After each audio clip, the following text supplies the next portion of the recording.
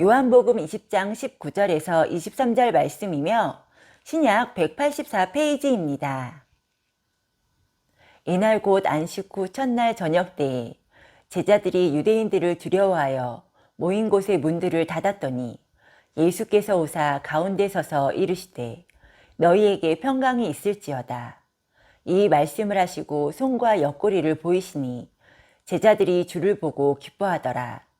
예수께서 또 이르시되 너희에게 평강이 있을지어다.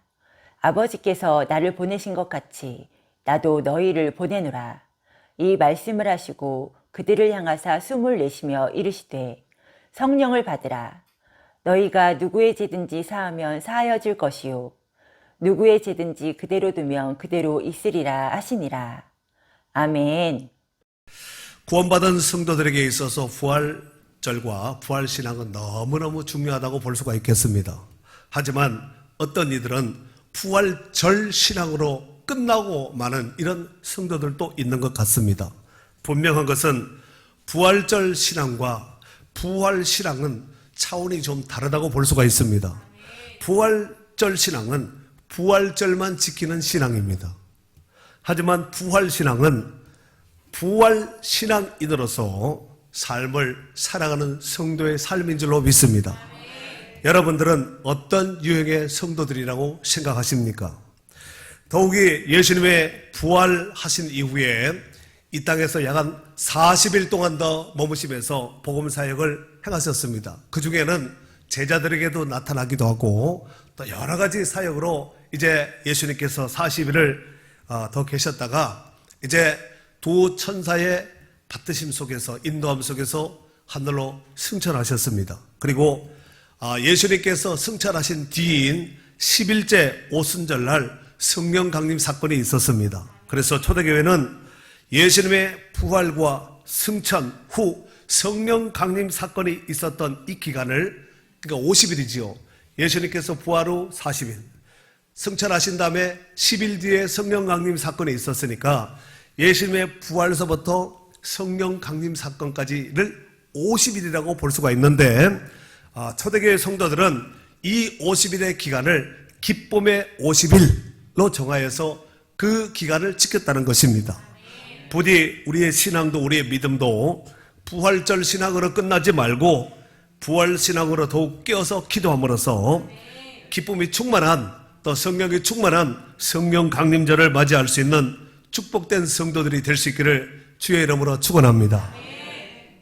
자, 금방 낭독해 드렸던 말씀을 중심으로 성령을 받으라 라는 제목으로 말씀을 선포할 때 큰 은혜 받고 아멘하여 하나님께 영광 돌리시는 귀한 시간 될 수 있기를 바랍니다.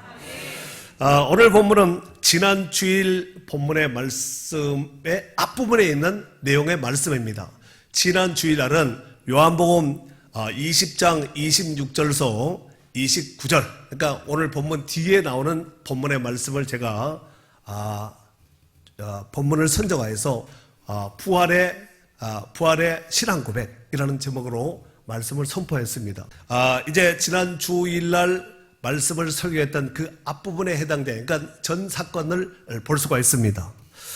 자, 본문의 내용을 좀 더 자세하게 소개해 보자면은, 시간적으로 볼 때 예수님께서 부활하신 당일날 저녁 때 제자들을 만났던 사건을 기록하고 있습니다. 그러니까 안식 후 첫날 저녁 때, 그러니까 주일 저녁이 되는 것이지요. 예수님의 제자 중에서 디두모라 일컫는 도마가 부재 중이었을 때 10명의 제자들에게 예수님께서 나타나신 사건을 소개하고 있는 것입니다. 자, 오늘 메인 본문인데 19절 말씀을 다 같이 한번 크게 읽도록 하겠습니다. 읽습니다. 시작. 이날 곧 안식 후 첫날 저녁 때에 제자들이 유대인들을 두려워하여 모인 곳에 문들을 닫았더니 예수께서 오사 가운데 서서 이르시되 너희에게 평강이 있을지어다. 아멘. 제자들에게만 평강이 있는 것이 아니라 이 하나님의 평강이 우리 가운데도 충만하시기를 바랍니다. 자, 여기 보면은 성경에 오늘 읽었던 19절 중반절에 보니까 모인 곳에 문들을 어떻게 했다고요? 문을 닫았습니까? 문들을 닫았습니까? 문들을 닫았더니 했는데, 이 닫았더니 이 말이 클레이오라는 단어를 쓰는데, 닫다, 폐쇄하다 이런 뜻을 가지고 있습니다. 닫다, 폐쇄하다 이런 뜻을 가지고 있는데, 제자들은 단순히 문들만 닫은 것이 아니라, 그리고 걸어 잠근 것이 아니라 문의 용도를 제대로 사용할 수 없을 정도로 클레이오, 닫을 정도가 아니라 폐쇄시킨 겁니다. 문을 사용할 수 없도록 폐쇄시킨 거예요. 그러니까 우리가 출입문이 있으면은 이 출입문을 사용할 수 없도록 폐쇄시킨 거예요. 그러니까 폐쇄를 시키면은 사람이 들어가고 나가고 할 수 있을까요? 없을까요? 없겠지요. 할 수가 없습니다. 바로 그런 상황 속에서 부활하신 예수님께서 나타나셨는데, 왜 그렇다면은 이 제자들이 온 문들을 창이고 문이고 다 닫아 걸고 폐쇄시킬 정도로 이와 같이 심각하게 이렇게 액션을 취하였을까요? 그 이유는 바로 유대인들을 두려워하였기 때문에 그렇습니다. 우리 금방 읽었던 19절 말씀 여러분들은 눈으로 보시고 제가 한 번 더 읽을게요. 자, 이날 곧 안식 후 첫날 저녁 때에 제자들이 유대인들을 두려워하여 모인 곳에 문들을 닫았더니 그렇습니다. 제자들이 누구를 두려워했다고요? 유대인들을 두려워했습니다. 자, 그런데 유대인들 중에서도 종교 지도자들인 사내들인 공회원들을 두려워하였다는 것입니다. 사내들인 공회원에 의해서 예수님께서 체포 압송되었고 결국은 빌라도에게 최종적인 사형 언도를 받고 십자가에서 못 박힌 것이 아니겠습니까? 그러니까 단순하게 유대인 정도로만 생각하지 말고 권력을 가지고 종교적인 어떤 힘을 가지고 있는 사례들인 공회원들을 두려워한 것입니다. 더욱이 제자들이 문들을 완전히 사용할 수 없을 정도로 폐쇄시킨 그 모습을 보아서 제자들이 사내들인 공회원들을 얼마나 두려워하였는지를 잘 보여주고 있습니다. 문제는 제자들은 문들만 폐쇄시킨 것이 아니라 제자들의 마음, 즉 그들의 마음까지도 완전히 폐쇄시켜서 외부의 다른 사람들과의 소통함도 완전히 차단시켜 버렸다는 것입니다. 그러니까 현상적으로는 창과 문들을 다 폐쇄시켰지만 내용적으로 본다면은 제자들의 마음도 다 폐쇄시킨 거예요. 외부와 단절, 외부의 사람들과 들락거리고 제자들이 여기에 아지터가 있고 여기에 들락거리게 하고 사내들인 공회원의 귀에 들어가게 된다면은 제자들도 나만 날 수가 없기 때문에 그렇습니다. 충분히 제가 해명을 했는데 이해가 되시지요? 자, 오늘 본문은 바로 그러한 상황 속에서 부활하신 예수님께서 호련히 나타나신 거예요. 어떻게 나타나셨다고요? 문이 다 닫혀 있고 정말 창이고 문들이고 다 폐쇄시킨 이런 상황 속에서 갑자기 예수님이 호련히 나타나신 거예요. 여러분, 부활하신 예수님께서 그들에게 나타나셨듯이 오늘 우리 예배 가운데 주님이 호련히 우리 가운데 함께 하시고 또 우리 가운데 임재하고 계시는 줄로 믿습니다. 저는 제가 단에서 설교할 때마다 하나님께서 내 곁에서 나와 함께 하신다는 확신을 제가 가지고 있습니다. 나와 함께 하신다. 그러니까 저는 여러분들은 오늘 제 설교를 들을 때 사람의 말로 듣는다 이렇게 생각하지 말고 보이지 않는 예수님께서 주의 종을 통하여서 말씀하신다 이렇게 생각하시고 말씀을 들으면 정답인 줄로 믿습니다. 자, 그런데 부활하신 예수님께서 호련히 나타나셔서 하신 말씀이 뭐라고 말씀하셨냐면은 19절 하반절에 보니까 너희에게 뭐가 있을지어다? 평강이 있을지어다 하시면서 평강을 선포하셨습니다. 부활하신 예수님의 모습을 처음 본 10명의 제자들은 왜 10명인가? 도마가 부재중이었고 가룟 유다는 목매어서 자살로 끝났습니다. 그래서 12명의 제자 가운데서 10명이 현재 이 자리에 남아있는 것입니다. 자, 부활하신 예수님께서 너에게 평강이 있을지어다 하고 평강을 선포하시면서 예수님께서 나타나셨는데 이 모습을 본 제자들의 모습은 어리둥절하는 거예요. 도대체 창을 다 폐쇄시키고 문들을 다 폐쇄시켰는데 어떻게 이 자리에 어떻게 올 수가 있었을까? 그러지 않겠습니까? 그래서 제자들이 의아해하면서 서로 어리둥절하면서 이분이 과연 우리의 스승인 예수님이 맞을까? 하고 자세히 동그랗게 눈을 뜨고 보는 사람도 있고 아마 겸연적인 모습으로 이렇게 보는 사람도 있었으리라 생각됩니다.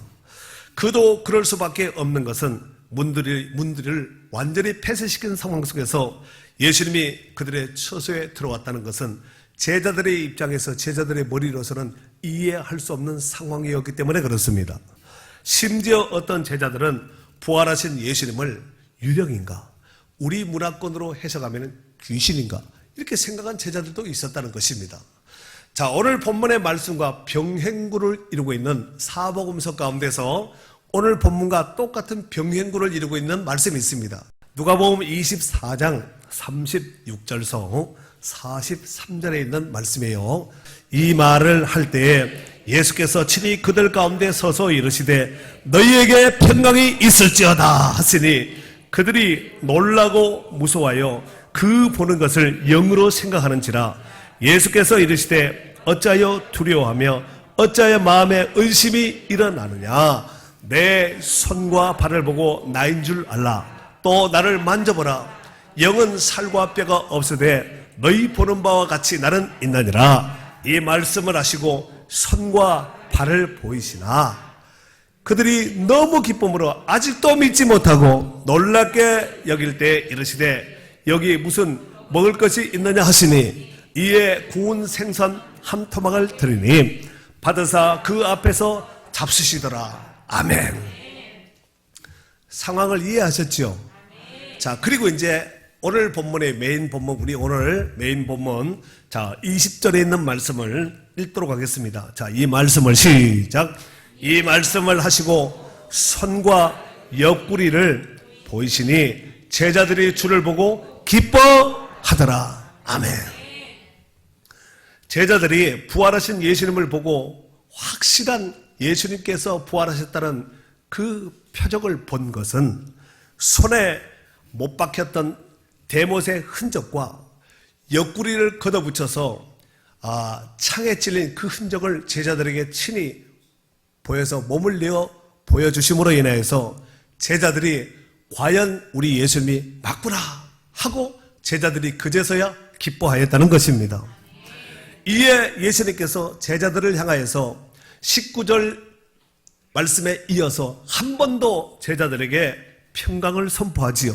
그래서 21절에 보면은 예수께서 또 이르시되 너희에게 평강이 있을지어다. 그러니까 19절에 너희에게 평강이 있을지어다. 그 다음에 21절 너희에게 평강이 있을지어다. 그 현장에서 나타났던 예수님께서 평강을 몇 번 선포하셨어요? 2번 선포하셨습니다. 너희에게 평강이 있을지어다. 이 평강은 헬라어로는 에이레네라는 뜻을 씁니다. 그래서 평화, 복지, 번영, 잘됨 이런 뜻을 가지고 있습니다. 그런데 히브리 말로는 뭐라 그러죠? 샬롬이라고 말합니다. 너에게 평강이 있을지어다 하고 예수님께서 선언 선포하시면서 제자들에게 이제 말씀을 하시니까 제자들이 기뻤다고 이렇게 말씀을 하고 있습니다. 자, 그런데 예수님께서 오늘 본문에 평강을 한 번도 아니고 2번 선포하신 그 이유가 있습니다. 그 이유가 첫 번째로 제자들이 부활하신 예수님을 목격하고도 믿지 못하는 거예요. 제자들이 지금 눈앞에 부활하신 예수님께서 현장에 지금 앞에 서 있음에도 불구하고 아니 앞에 서 있는 것이 아니라 여기 보면은 그들 가운데 서 있다 그랬죠. 그들 가운데에 부활하신 예수님께서 함께 하셨듯이 오늘 우리 가운데 부활하신 예수님께서 우리와 함께 하고 계시는 줄로 믿습니다. 자, 그래서 제자들에게 부활하신 예수님께서 샬롬하고 나타나셨음에도 불구하고 제자들이 믿지 않기에 예수님께서 손과 옆구리를 걷어붙여서 제자들에게 확인시킵니다. 그랬더니 제자들이 기뻐했다고 이렇게 말씀하고 있습니다. 자, 그 다음에 두 번째로 평강을 2번 선포하심으로써 부활하신 예수님께서 친히 평강의 주가 되심을 확실하게 인증을 한 거예요. 여러분, 한 번이 아니라 2번입니다. 2번은 이는 증인의 수입니다. 어쩌다가 예수님이 제자들이 못 믿으니까 2번 했는가 보다 이렇게 생각하지 마시고 예수님께서 평강을 2번 선포하시면 평강의 주가 바로 나라는 것을 예수님이라는 것을 친히 지금 확증시켜 주는 것입니다. 오늘 평강에 주는 우리 주 예수 그리스도뿐인 줄로 믿습니다. 그렇습니다. 우리가 세상을 살아가는 사람들 치고 평강을 원치 않는 사람들이 어디 있겠습니까? 하지만 사람들은 평화를 원하지만 경쟁하는 체제 속에서 평화하기보다는 평화의 단계를 뛰어넘어서 싸움과 전쟁까지도 불사하는 것이 오늘날 우리의 현실이 아닐까 생각해 봅니다. 최근 벌어지고 있는 미얀마의 분쟁 사건이나 그 다음에 미국에서 벌어지고 있는 아시아계 인종차별 문제는 평화 없는 세계에서 일어나고 있는 대표적인 사례라고 볼 수가 있습니다. 그 외에도 다양한 범죄적인 문제들이 우리의 삶의 주변을 빙빙빙빙 맴돌므로 우리의 삶은 마치 언제 폭탄이 터질지 알 수 없는 지뢰밭을 걷고 있는 것과 같다고 볼 수가 있습니다. 이런 와중에도 우리 하나님께서 우리를 지켜주시고 우리에게 평강을 주시기에 하나님의 은혜로 오늘과 같이 오늘 예배의 자리를 지키면서 우리는 살아가고 있는 줄 믿습니다. 더욱이 우리 주님이 주시는 평강은 세상에서 주는 환경적인 조건과 평강이 아니라 세상이 줄 수 없는 진정한 평강 중에 평강인 줄로 믿습니다. 이 평강이 오늘 우리 가운데 충만하시기를 바랍니다. 요한복음 16장 33절 말씀에 보면은 이것을 너희에게 이르는 것은 너희로 내 안에서 평안을 누리게 하려 함이라. 세상에서는 너희가 환난을 당하나 담대하라. 내가 세상을 이기었노라 그랬습니다. 그렇습니다. 우리 주님이 세상을 이겼기 때문에 주님께 가지처럼 붙어만 있다면 우리는 그 평강을 풍성하게 신령하게 누리게 될 줄로 믿습니다. 찬송가 412장 후렴 부분에 보면은 이런 가사 내용이 있지요. 평화로다. 평화로다. 하늘 위에서 내려오네. 그 사랑의 물결이 영원토록 내 영혼을 덮으소서. 아멘. 그렇습니다. 하늘 위에서 내려지는 이 평화가 우리의 영혼을 덮고 우리의 삶을 덮고 우리의 가정과 우리의 모든 범사 속에서 덮고 있다는 사실을 명심하시고 이 평화를 그리스도 예수 안에서 신령하게 누릴 수 있기를 바랍니다. 사랑하는 성도 여러분, 오늘 본문에 부활하신 주님께서 제자들에게 두 번째 평강을 선포하시면서 아주 중요한 말씀을 하십니다. 여기 21절 하반절에 보니까 평강을 선포하신 뒤에 아버지께서 나를 보내신 것 같이 나도 너희를 보내노라 그랬습니다. 이러건대 예수님께서 이 땅에 오신 그 사역은 예수님의 단독 사역이 아니라 아버지의 보내심을 받아서 이 땅에 오셨음을 알 수가 있습니다. 그리고 이 땅에 오신 예수 그리스도는 오직 아버지의 뜻을 이루기 위한 구속 사역을 온전히 완성시키신 줄로 믿습니다. 그러니까 예수님의 결정적인 구속 사역은 십자가에서 테테레스 타이 하시면서 제물되어 죽어주심으로 인해서 내가 다 이뤘다 하시고 고개를 숙이고 운명하셨습니다. 그리고 예수님은 장사한 지 3일 만에 다시 부활하신 것입니다. 오늘 본문에 부활하신 예수님께서 제자들에게 나타나셔서 샬롬을 선포하시고 사명을 부여해 주셨습니다. 그래서 나도 너희를 보내노라 그랬습니다. 즉 예수님께서 이 땅에 오심은 성부 하나님의 보내심을 받고 오셨는데 그러하셨듯이 부활하신 예수님은 지금 현재 제자들에게 사명의 현장으로 내가 너희를 보내겠다 이렇게 말씀하신 것입니다. 그래서 사도들을 일컬어서 헬라어로 아포스톨로스라고 말을 합니다. 많이 들어보셨죠? 아포스톨로스. 이 아포스톨로스라는 이 뜻은 보냄을 받은 자라는 뜻을 가지고 있습니다. 여기서 중요한 것은 보내심을 받은 제자들의 입장에선 주님의 대리자로서 자기 일을 하는 것이 아니라 주님의 대리자로서 주님의 일을 해야 됩니다. 맞지요? 아포스톨로스니까 보내심을 받았으니까. 우리도 그러한 자세로 사명을 감당할 때 더 능력 있게 이 사명을 감당하게 될 줄로 믿습니다. 사랑하는 성도 여러분, 보내심을 받은 자들이 반드시 갖춰야 될 조건이 있습니다. 그 조건이 뭐냐면은 바로 성령을 받고 나가는 겁니다. 자, 22절 말씀을 다 같이 읽도록 하겠습니다. 크게 시작. 이 말씀을 하시고 그들을 향하여 숨을 내쉬며 이르시되 성령을 받으라. 아멘. 뭘 받으라고요?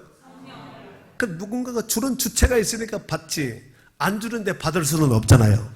주겠다는 거예요. 그러니까 받으라는 얘기가 아니겠습니까?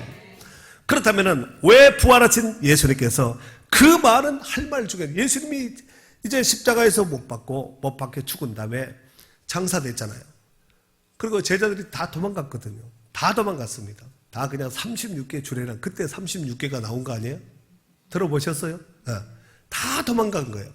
부활하신 예수님께서 제자들에게 나타나셔서 할 말이 얼마나 많았겠어요. 야, 베드로, 너 내 그럴 줄 몰랐다. 세상에 다른 제자는 몰라도 너는 나와 함께 죽을 때까지 예수님과 함께 나와 함께 죽겠다고 네가 말하지 않았느냐. 근데 어떻게 네가 인간이 어떻게 그럴 수가 있겠냐. 이렇게 서운한 말을 하지 않았다는 거예요. 그렇게 하지 않고 성령을 받으라고 말씀하셨습니다. 그것도 그냥 성령을 받으라 라고 말한 것이 아니라 숨을 내쉬면서 성령을 받으라고 말씀하신 거예요.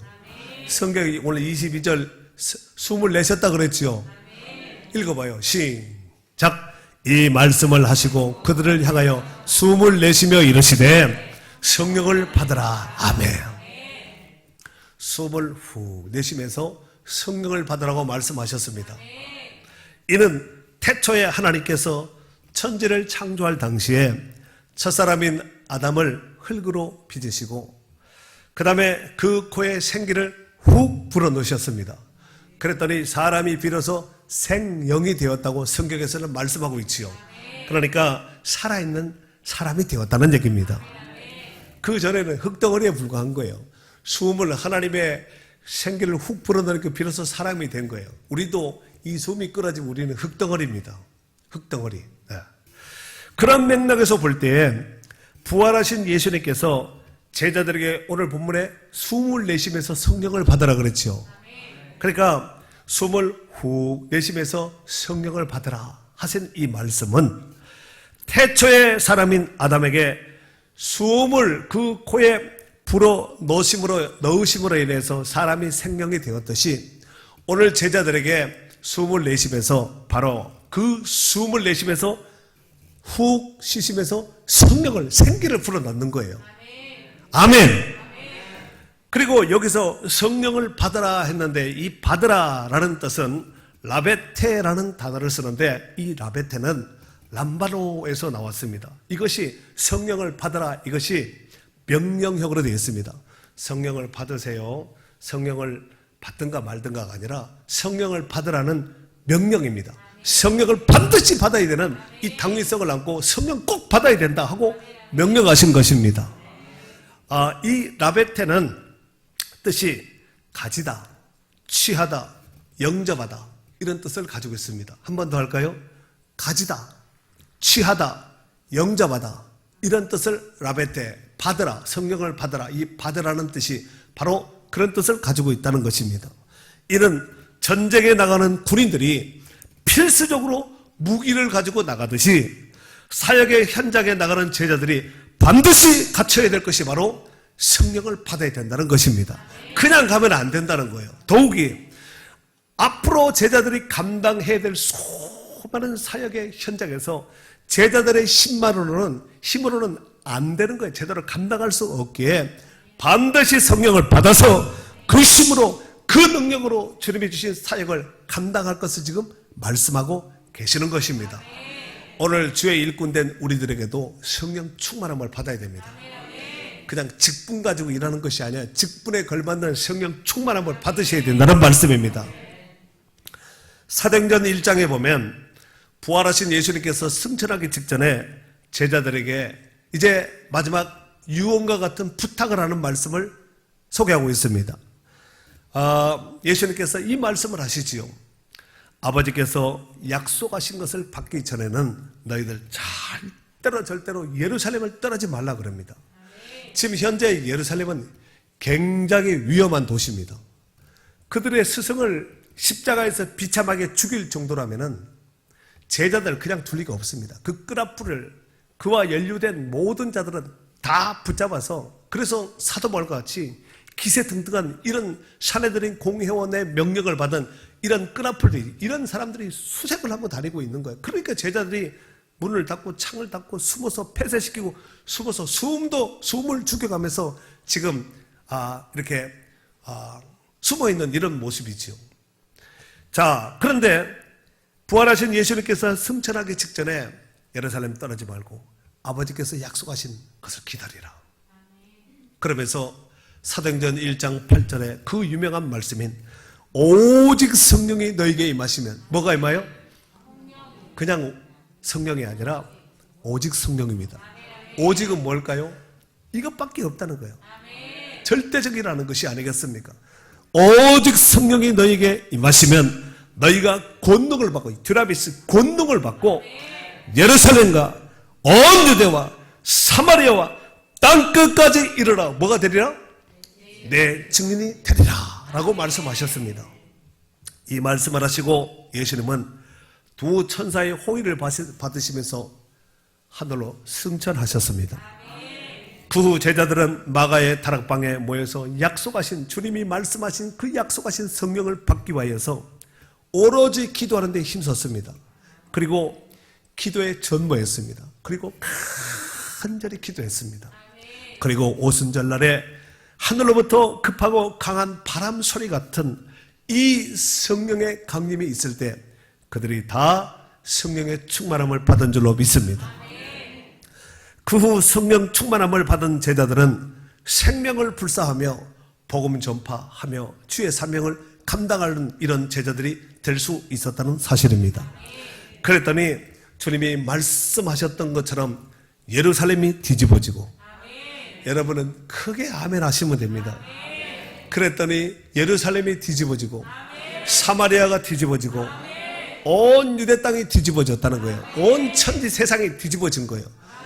그래서 우리에게도 복음이 이와 같이 오늘날 이스라엘 그 중동 지역, 그 이스라엘에서 있었던 그 복음 전파의 사역이, 우리 거리가 어디라고 비행기를 타고 가다 몇 시간을 가야 되는데 이곳까지 우리에게 복음이 전파되어서 우리도 예수 믿고 구원받은 하나님의 거룩한 권속이요 자녀가 된 줄로 믿습니다. 이러한 역사는 주님 다시 오시는 그날까지 계속하게 증진되어야 될 줄로 믿습니다. 이 일을 제대로 잘 감당하기 위해서는 성령 충만함을 받아야 됩니다. 그래서 성령 충만함을 받은 저와 여러분이 주의 복음을 더 심하게 전파하고, 누가 뭐라 그런다 할지라도 복음은 갖춘다고 묶는다고 뭐 가둔다고 하지 말라고 이래서 그럼 우리가 안 할게, 이것이 아니라 예레미야가 내 안에 골수에, 하나님 말씀을 해서 골수에 불이 돼 내가 말하지 않을 수 없다는 거예요. 그 진짜 성령 받은 사람의 특징입니다. 말하지 말라고 해도 복음 아니면 사람을 살릴 수 있는 길이 어디 있습니까? 그냥 두면은 다 멸망하고 그냥 다 100% 지옥입니다. 99.9가 지옥이 아니라 100% 다 지옥 가는 거예요. 그 앞에서 이제 정확한 진리의 말씀을 선포하고 사는 길, 영생의 길, 천국 가는 그 길을 정확하게 예수 믿는 성도들이 정확하게 복음을 지시하고 성령으로 거듭난 성도라면 분명히 말을 해야 되지 않겠습니까? 성령으로 거듭난 성도라면 누가 하지 말라 시키지 않는다고 안 하고 이런 것이 아니라 누가 시키든 안 시키든 때를 얻든 못 얻든 이 복음을 전파하는데 힘써야 될 줄로 믿습니다. 에베소서 5장 18절에 보니까 술 취하지 말라, 이는 방탕한 것이니 오직 성령으로 충만함을 받으라 그랬어요. 성령으로 어떻게 하라고요? 충만히 받으셔야 돼요. 아멘, 아멘. 사랑하는 성도 여러분, 오늘 본문의 말씀을 순서대로, 예수님께서 하신 말씀을 순서대로 다시 한번 정리를 해보면은 부활하신 예수님께서 제자들에게 무엇을 선포했어요? 평강을 선포했습니다. 너에게 평강이 있을지어다 하고 평강을 선포했습니다. 두 번째, 평강을 선포하신 뒤에 예수님께서 이 말씀을 하시죠. 아버지께서 나를 보내신 것 같이 나도 너희를 보내노라 그랬습니다. 파송을 명령하셨습니다. 그리고 21절에 보니까 너희가 성령을 받으라 그랬습니다. 그러니까 평강을 선포하시고 사명을 선포하시고 성령을 받을 것을 말씀하셨습니다. 이 말씀을 거꾸로 역으로 뒤집어서 말씀을 하면은 주의 일꾼 된 자는 성령을 받아야 됩니다. 그리고 파송의 현장으로 나가셔야 됩니다. 그리고 가서 하나님과 우리 사이에 막혔던 원수됐던 관계를 허물어내고 하나님과 그 관계 속에서 평강을 선포하는 자가 되어야 될 줄로 믿습니다. 제자들을 포함한 초대교회 성도들이 주님이 말씀하신 이 성령을 받기 위하여 모여서 간절히 기도함으로 오순절날 성령 충만함을 받고 신실하게 사명을 감당하는 주의 복음의 일꾼이 되었습니다. 그래서 그들은 세상이 감당치 못하는 이런 능력 있는 사역자가 된 줄로 믿습니다. 그런 맥락으로 볼 때에 우리도 부활절을 기점으로 사순절 기간 동안에 깨어서 기도했던 새벽 기도했던 분들이 있지요. 이분들 부활절 신앙으로 끝내지 말고 부활 신앙으로 사셔야 됩니다. 그 이후로 제자들이 예수님 말씀을 부여잡고 기도해서 성령 받고 그 이후에 어떻게 살았을까요? 부활 신앙으로 나가서 복음을 전파하고 가는 곳마다 교회 세우고 일꾼 만들어서 재직으로 세우고 또 가서 교회를 복음을 전파하고 교회를 개척 이런 사역이 계속해서 들불 일듯이 확산되어서 점진적으로 증폭되어 나간 줄로 믿습니다. 그러니까 오순절의 성령 사건을 기대하며 다시 한번 깨어서 기도해야 됩니다. 부활 주일은 4월 4일이었죠. 지난 주일이 4월 4일이었습니다. 그리고 그러니까 부활 주일서부터 하나 둘 셋 넷 이렇게 해가지고 5월 23일 날이 성령 강림 주일입니다. 계산해 보면은 50일이 됩니다. 저도 이 설교하려고 달력가지고 펴놓고 하나 둘 셋 넷 이렇게 세워서 확인을 했습니다. 그래서 5월 23일 날이 성령 강림 주일입니다. 그때에 초대교회 성도들이 바로 마가의 다락방에 성령 충만함을 받고 그 능력 사역을 그 위협적인 예루살렘에서 복음 사역을 감당하였다는 거예요. 사례들인 공회원이고 뭐고 할 것 없이 보는 것마다 복음을 전파했다는 거예요. 사례들인 공회원들이 베드로 요한을 붙잡아서 다시는 예수의 이름으로 복음을 전하지 마라, 부활을 전하지 말라, 죽여버리겠다, 칼로 쳐버리겠다 이런 위협을 하였음에도 불구하고 그들은 오히려 하나님 앞에서 너희 말을 듣는 것이 하나님 말씀을 듣는 것보다 옳은가 판단하여 보라. 우리는 보고 들은 것을 말하지 아니할 수 없다 하고 더 강력하게 했더니 그들이 어찌할 줄 몰라서 풀어놓아주고 교회는 더욱더 강력한 붕을 이루면서 붕성장을 이루게 된 줄로 믿습니다. 코로나 시대에도 붕될 수 있고 성장될 수가 있습니다. 위축될 필요 없습니다. 코로나가 영원하게 코로나가 영생이 영원히 존재하겠습니까? 인류 역사 가운데 코로나보다 더 위험한 이런 질병들이 이런 병들이 얼마나 파묻혔어요. 애굽에서 내렸던 그 질병은 하룻밤 만에 순식간에 애굽 민족이 막 멸망당할 정도로 그렇게 많은 사람들이 죽고 하지 않았습니까? 그런데도 역사는 지나가지 않았습니까? 코로나 또한 이 또한 지나가게 될 줄로 믿습니다.